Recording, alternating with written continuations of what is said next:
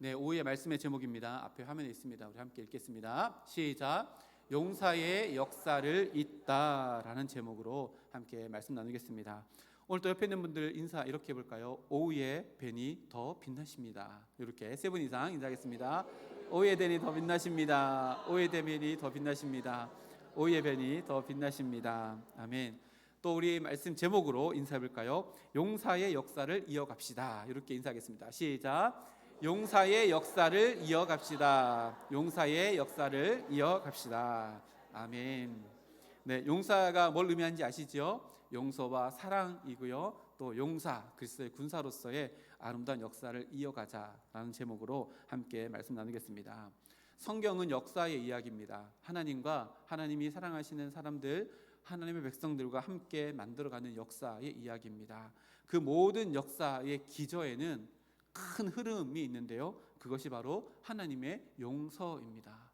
하나님의 용서라는 큰 밑에 물결 위에 하나님께서 만드신 사람의 역사, 인간의 역사, 하나님과 함께하는 역사가 강력하게 이렇게 흘러가고 있습니다. 에덴 동산에서부터 시작해 보면요, 에덴 동산도 하나님께서 평화의 이야기로 그곳을 만들고 사람을 그곳에 두었지만 사람은 그 평화의 역사를 반역의 역사로 바꾸었습니다. 하지 말라고 한 것을 하게 됩니다. 그러나 또 그 반역의 역사를 그들에게 가죽옷을 입혀서 그들에게 주심으로 말미암아 반역의 역사를 용서의 역사로 바꾸시는 것이 에덴 동산 곧 인간의 역사의 시작이었습니다. 그 가죽옷으로 예표된 예수님의 십자가의 사랑이 예수님 하나님의 사랑, 용서의 절정을 이루어서 신약 시대에 이루어졌고, 그 십자가의 사랑, 용서의 물결 그 이후에 계속해서 멈추지 않고 용서와 사랑의 이야기는 흘러왔습니다. 부활하신 예수님께서 자신을 배반했던 인생의 역사를 가지고 있는 베드로를 찾아가서 네가 나를 사랑하느냐 사랑하느냐 사랑하느냐 세 번 물어보시면서 배반의 역사를 또 용서의 역사로 바꾸어 나가십니다. 그리고 예루살렘에서 예수님의 십자가도 경험했고 또 부활하셨다는 소식을 듣고도 예루살렘에 있지 아니하고 엠마오로 내려갔던 제자들을 만나신 예수님도 무지함 가운데 십자가의 의미도 부활의 의미도 알지 못하는 그들의 역사를, 무지의 역사를 또 용서의 역사로 만드시며 구약 성경에서부터 십자가와 부활이 예표되어 있는 모든 말씀들을 다 풀어서 그들에게 설명해 주시며 그들에게 뜨거운 마음을 허락해 주심으로 무지의 역사가 용서의 역사, 사랑의 역사로 바꾸어졌습니다. 예수님의 승천 이후에도 마찬가지입니다. 오늘 오전에도 잠깐 살펴봤듯이 예수님을 닮은 모습으로 죽었던 스데반도 돌로 쳐서 죽게 되어지는, 그러니까 돌을 들었던 사람들의 이야기 속에서는 살인의 역사가 되는 그 이야기를 스데반은 예수님을 쫓아서 따라가며 그곳을 용서의 역사로 바꾸어 나가는 것이 부활 이후에 예수님을 쫓았던 사람들의 이야기입니다. 사도행전 7장 59절에서 60절 말씀을 보면 이렇게 기록합니다. 그들이 돌로 스데반을 치니 스데반이 부르짖어 이르되 주 예수여 내 영혼을 받으시옵소서 하고 무릎을 꿇고 크게 불러 이르되 주여 이 죄를 저들에게 돌리지 마옵소서, 이 말을 하고 자니라. 성경에 보면 이 말을 할 때에 스데반의 얼굴이 천사의 얼굴과 같았다라고 이렇게 기록합니다. 살인의 역사로 기록될 만한 이야기였지만 스데반의 이 용서를 통해서 살인의 역사는 용서의 역사로 바뀌어져 나가게 되었습니다. 성경의 이야기는요, 이렇게 전부 다 하나님의 용서와 하나님의 사랑이 그 기저에 큰 흐름, 물결을 만들고 있다는 것을 우리가 알게 되어집니다. 그래서 성경의 인물들을 성경에서 만나다 보면 용서를 하기 위해서 기꺼이 대가를 지불한 자들의 이야기가 기록되어져 있고, 사랑을 하기 위해서 수고를 아끼지 않고 자원했던 자들의 사랑의 이야기가 기록되어져 있고, 자신의 잘못을 인정하여서 용서를 구하는 자들의 이야기로 가득하고, 더불어 그 가해자들을 사랑으로 품는 자들의 이야기로 가득한 이야기가 바로 성경의 이야기, 곧 하나님과 우리의 믿음의 선조들과 함께 만들어간 역사의 이야기입니다. 어떠한 모습의 역사를 할지라도 그것을 용서의 이야기, 사랑의 역사로 바꾸시는 하나님과 믿음의 선조들의 아름다운 동역의 이야기가 바로 성경의 이야기입니다. 멀리 갈 곳도 없이 우리나라의 기독교 역사도 마찬가지입니다. 믿음의 선조들이 흘려보낸 용서와 사랑이요 물결이 되었고, 그 물결이 흘러 넘쳐서 물길이 되어서 그 물길을 통해서 우리 믿음의 선조들이 흘려보낸 용서와 사랑의 이야기가 기독교, 한국 기독교의 역사 가운데서도 굉장히 많이 흐르고 있고 지금도 여전히 흐르고 있습니다. 북한의 강원도가 있죠. 북한의 강원도에서 최대의 도시는 원산이라고 합니다. 그 원산에 1903년부터 부흥운동이 일어나기 시작합니다. 그래서 우리가 잘 아는 1907년 평양 대부흥운동으로 절정을 이루게 되어지는데요. 1907년은 한국 기독교 역사 가운데 가장 큰 수적으로도 부흥을 이루었고 영적인, 내적인 성숙의 부흥이라는 엄청난 놀라운 역사를 이루어낸 것이 1907년이었습니다. 근데 이 아름다운 1907년의 역사의 출발점이 되었던 그 사건은 하나님의 용서를 구하는 회개에서부터 시작되었다는 것이 한국 기독교 역사입니다. 그 중심에 누가 있었냐면 하디라고 하는 선교사님이 있었습니다. 영상을 한 3분 몇 분짜리 준비했는데요. 우리 잠깐 보고 또 말씀 나누도록 하겠습니다. 1907년 1월 14일 평양 대사경회. 나는 아간과 같이 도둑질한 자입니다. 나는 1년 전 죽은 친구의 유언을 지키지 못하고 돈을 훔쳤습니다. 목사가 수많은 회중 앞에서 공개적으로 죄를 고백하고 나자 일순간 어둠이 걷히고 놀라운 성령의 역사가 임했습니다. 교인들의 공개적인 회개가 끝없이 이어진 것입니다. 밤이 새도록 이어진 눈물의 통회와 자복, 그리고 끝없는 기도. 이것이 바로 평양 대부흥운동의 시작이었습니다. 그리고 이 회개운동의 시작점엔 한 선교사가 있었습니다.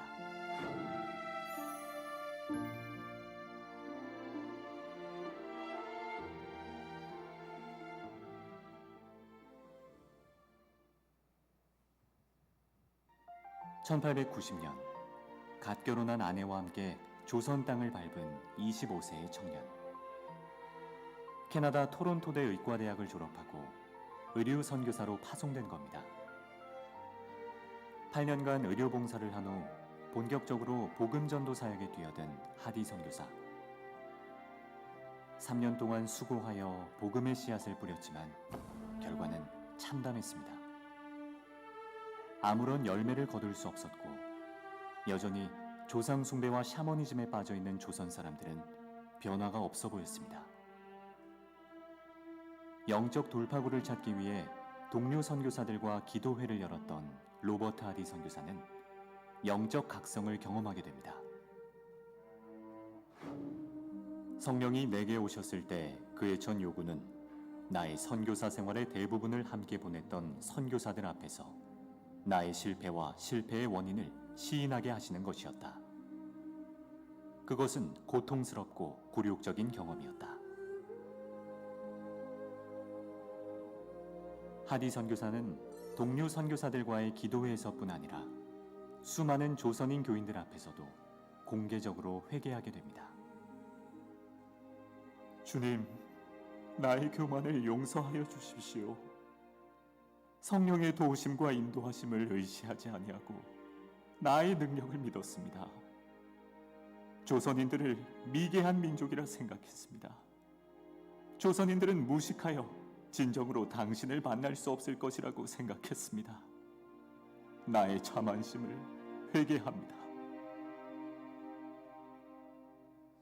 자신의 내면에 있던 은밀한 죄를 공개적으로 고백한 하디 선교사.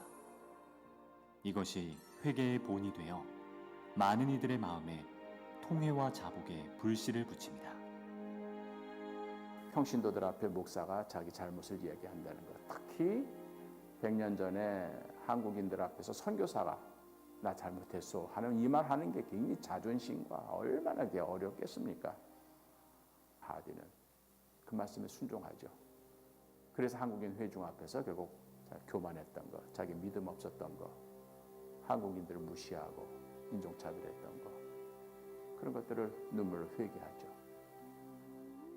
그랬더니 한국 회중들이 똑같은 성령을 받은 거예요. 그날 한국인이 회중 지도자들이 일어나서 똑같이 하디처럼 자백하는 거예요. 내가 겉으로는 선교사님을 존경하는 것처럼 행동했지만 속으로는 선교사님을 미워한 적이 있습니다.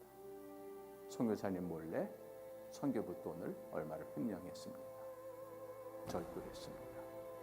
간음했습니다. 도적질했습니다. 이게 나오기 시작합니다. 회개와 함께 찾아온 놀라운 성령의 역사. 이것이 바로 원산 대부흥 운동이었습니다.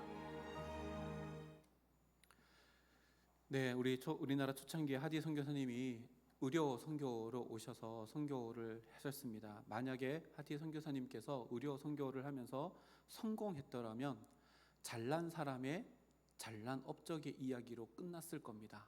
그러나 하나님은 그렇게 하지 않으시고 하디 선교사님을 회개하게 하시고 하나님의 사랑과 하나님의 용서가 하는 이야기로 바꾸어 나가셨다라고 하는 것이 기독교의 역사 안에 숨겨져 있습니다. 비슷한 시기 1907년 당시 방위량 선교사님이라고 있었습니다. 이 선교사님께서 목회하시는 곳에 당시에는 전도사가 아니라 조사라고 하는 직분이 있었는데요. 강유문 조사라는 분이 계셨습니다. 요즘 말하면 전도사님 같은 분인데요. 방위량 선교사님이 교회에서 선교하는 사역하는 교회의 조사로 있었던 강유문 조사와 또 동일한 목사님 방위량 선교사님이 회장으로 섬기고 있었던 평안의 남성교회 임원으로 있었던 장대형 교회, 그 유명한 장대형 교회 장로님이신데요. 성함이 안 나오더라고요. 김장로님 이렇게 나오는데 이 김장로님과 강유문 조사님이 갈등이 있었다고 합니다. 그래서 강유문 조사님께서 먼저 하나님의 음성을 듣고 내가 김장로를 미워했고 질투했는데 라는 것을 알고 깨닫게 되고 월요일 저녁에 주일 지나고 월요일 저녁에 김장로님을 찾아갑니다. 그래서 김장로님, 내가 김장로님을 미워했습니다. 용서해 주십시오 라고 이렇게 자의를 고백하고 오늘 오전 말씀했던 것처럼 용서의 부메랑을 던졌다고 합니다. 근데요, 그 용서를 받은 김장로님이 용서를 해주지 않고 침묵했다고 합니다. 그리고 다음 날이 됐습니다. 화요일이 됐는데 그날 또 저녁 집회가 있었습니다. 저녁 집회에 뜨거운 회개 기도가 막 일어나는데 방위랑 목사님은 선교사님은 이 두 분 사이에 있는 분이잖아요. 그래서 이 두 분을 놓고 뜨겁게 기도를 했다고 합니다. 그러다가 그 전날 침묵했던 김장로님이 예배 가운데 일어나가지고 온 회중 앞에 서서 공개적으로 눈물을 흘리며 자백하며 이렇게 이야기했다고 합니다. 저는 하나님과 맞서 싸우는 죄를 저질렀습니다. 저는 교회 장로인 강유문 조사와 장로로 강유문 조사와 박 목사님을 미워하는 죄를 저질렀습니다. 라고 하며 자신의 죄를 공개적으로 나타내 보였다고 합니다.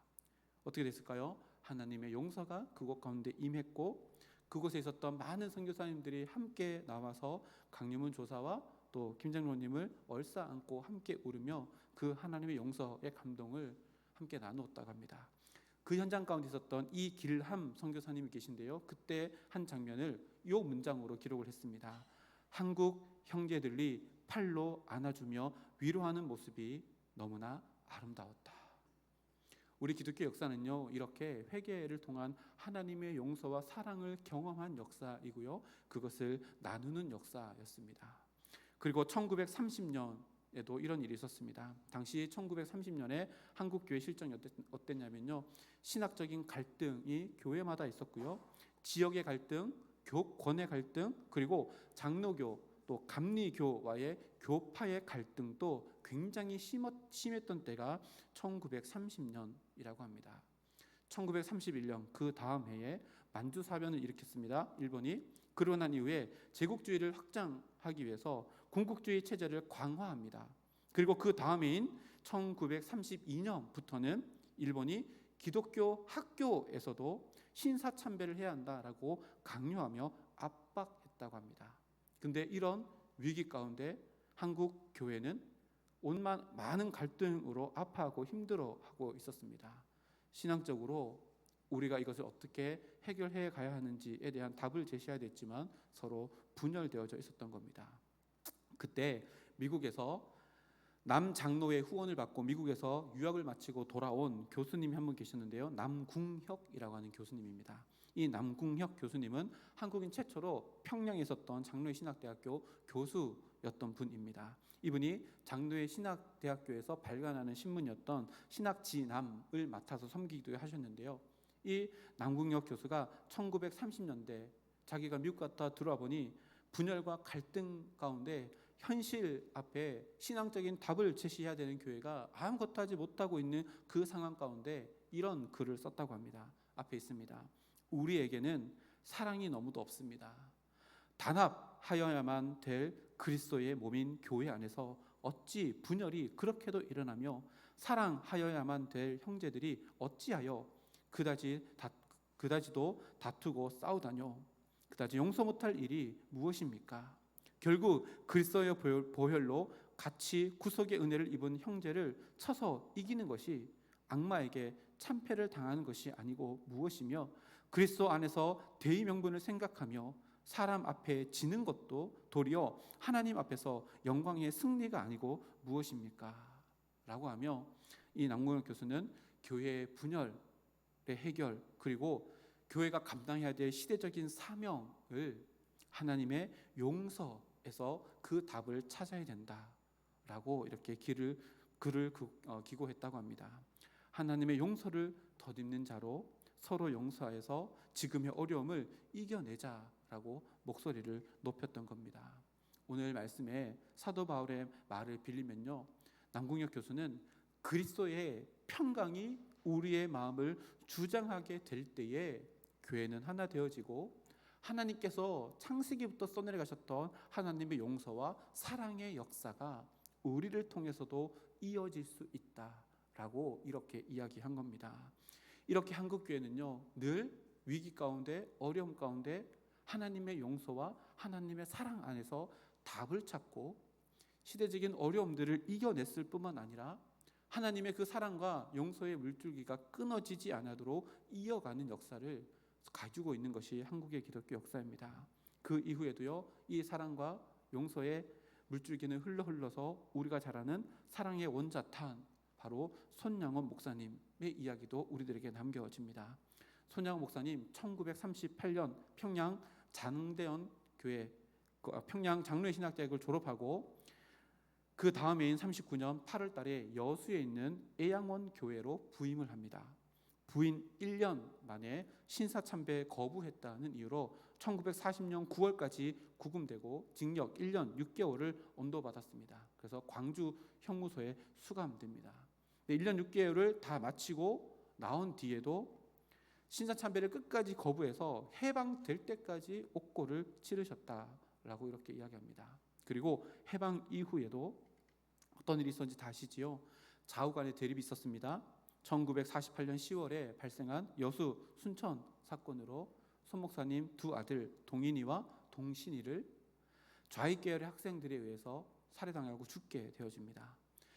손영호 목사님이 이 두 아들이 이런 참변을 당했다라고 하는 소식을 듣자마자 이런 두 가지 기도를 올렸다고 합니다. 첫 번째 기도, 첫째, 두 아들이 분명히 천당에 갔지만 아들을 죽인 자는 지옥에 갈 것이 확실하니 권력 살상은 민족의 비참이요 국가의 대참사이므로 보복으로 번져서는 안 되고 아들을 죽인 자들이 체포되고는 절대로 사용하지 말고 내가 전도해서 회개시켜 예수 믿게 하고 내 아들을 삼겠다.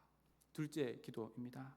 아들이 생전에 신학을 마치고 목사가 되어 아버지 섬겨 받들던 애양원 교회를 위하여 일을 하겠다고 하였으니 애양원 동산에 묻어 주시오 라고 하고, 실제로 우리가 잘 아는 것처럼 손 목사님은 자신의 아들을 줄인 안재선이라고 하는 사람을 사형에서 구해내고 아들로 입양합니다. 이런 손양호 목사님이요, 기독교, 그 당시 기독교를 한마디로 이렇게 정리했다고 합니다. 앞에 있는데요, 빨간색 글씨 한번 읽어볼까요? 시작. 애합일체라고 이렇게 했다고 합니다. 애합일체, 사랑으로 그리스도와 연합해 모든 사람을 하나 되게 하고 그리스도께 복종하는 것, 이것이 바로 기독교다. 여기에 뭐가 있어요? 하나님의 용서와 하나님의 사랑이 있습니다. 이것이 기독교의 핵심이기에 손영아 목사님이 자기 아들을 죽인 안재선을 아들로 삼았던 것입니다. 우리는요, 이렇게 기독교의 역사는 하나님의 사랑과 하나님의 용서의 물결 위에 세워져 있던 이야기들입니다. 그리고 지금 또 흘러오고 있고 나를 통해서 흘러가야 하는 이야기가 바로 이 이야기입니다. 지금의 시대를 바라봅니다. 이 시대를 바라보며 이 시대를 넘어서야 되는 사명이 우리들에게 주어져 있는데, 그것은 하나님의 용서와 하나님의 사랑이 그 실마리가 될 것이다. 기독교 역사가 우리들에게 이야기합니다. 오늘 말씀 15절 말씀을 통해서요, 우리가 어떻게 그러면 지금을 살아가며 오늘을 살아가는 것이 하나님의 용서와 하나님의 사랑을 흘려보내는 인생을 살아가는 것인가? 오늘 15절 말씀 함께 다시 한번 읽어보겠습니다. 시작. 그리스도의 평강이 너희 마음을 주장하게 하라. 너희는 평강을 위하여 한 몸으로 부르심을 받았나니 너희는 또한 감사하는 자가 되라. 아멘. 성도를 한 몸으로 부르받았다라고 이렇게 선언합니다. 우리의 몸이 마치 아이들이 조립하고 있는 조립 장난감들처럼 오늘은 교회 갈 때 무거우니까 팔을 떼고 갈까? 이렇게 할 수 없잖아요. 우리는 하나입니다. 필요하면 덧붙였다가 필요 없으면 떼버리는 그런 것이 아니라 언제나 하나로 존재해야 한다라고 사도 바울이 이야기합니다. 그리고 그렇게 한 몸으로 존재하는 것이 가능한 이유가 바로 그리스도의 평강, 곧 예수님께서 십자가를 통해서 우리에게 허락해 주시는 하나님과의 용서 받은 관계, 그 속에서 주어지는 평강이 우리를 하나 되게 만들었다라고 이렇게 이야기합니다. 그래서 성도는요, 끊임없이 그리스도의 평강이 우리 마음을 주장할 수 있도록 나는 하나님이 이 땅 가운데 예수님을 머리로 한 지체라고 하는 것을 늘 기억하며 살아가야 합니다. 그러면요, 내가 내 몸을 싫어할 수 없듯이 공동체를 분열시키거나 갈등을 조장하거나 할 수 없다는 이야기입니다. 믿음의 손자들의 사랑과 용서의 물결을 이루며 지금 하나님의 역사가 써내려가고 있다면 우리도 그곳에 편승하여서 하나님의 이야기를 만들어 가려고 하려면 바로 이 말씀을 붙잡아야 됩니다. 그리고 마지막에 보니까 또 감사함으로 받으라 라고 이렇게 이야기합니다. 우리의 감사의 제목이 무엇일까요? 내 속이 시원해지는 게 감사한 일일까요? 아니면 내 욕심이 채워지는 것이 감사한 일일까요? 사도 바울은 이야기합니다. 그리스도의 평강이 내 마음을 주장하게 하는 것, 그것이 진정으로 감사한 일이 되어야 된다. 다시 말하면요, 내 뜻대로 되지 않아도 하나님의 뜻이 이루어지면 그것이 감사의 제목이고요, 내 욕심이 채워지지 않는다 할지라도, 내 감정이 힘들고 어렵다 할지라도 하나님의 뜻이 이루어진다면 그것이 진정한 감사다라고 하는 것을 이야기합니다. 오늘 15절에요, 재미있는 표현이 있는데 주장하게 하라라고 하는 표현이 있습니다. 이 원문을 찾아보면요, 되게 재밌습니다. 이 주장하게 하라라고 하는 헬라어가 어떤 의미냐면 경기장에서 심판이 심판을 하는 행위를 가지고 주장하게 하다라고 하는 의미로 사용된다라고 합니다. 그러니까 주장하게 하다를요, 우리말로 다르게 바꾸면 심판으로 활동한다라고 하는 의미입니다. 심판으로 활동한다. 누가 심판으로 활동해요? 그리스도의 평강이 우리의 마음의 심판이라는 겁니다. 심판이 뭐 하는 거예요? 정확한 룰을 따라서 경기가 잘 진행되어질 수 있도록, 경기를 잘 마칠 수 있도록 중재 역할을 하는 분이 심판입니다. 근데 그 심판이 우리 마음의 심판이 있는데 그 심판이 뭐라고요? 그리스도의 평강이 심판이라는 겁니다. 우리에게 적용해 볼까요? 우리의 삶을 살아가다가 우리의 마음을 다시금 곱씹어 보면 온갖 감정들이 우리의 마음에 막 뒤섞여 있어서 치열하게 다투는 경기장처럼 우리의 마음이 복잡할 때가 있습니다. 그때 우리 마음에 누가 있다고요? 호루라기를 불들고 서 있는 심판이 있는데 그분이 누구냐면 그리스도의 평강입니다. 그리스도의 평강은 뭘 전제하고 있어요? 하나님과의 관계가 온전해졌다는 것을 전제하고 있는데 그것은 하나님의 용서를 전제하고 있습니다.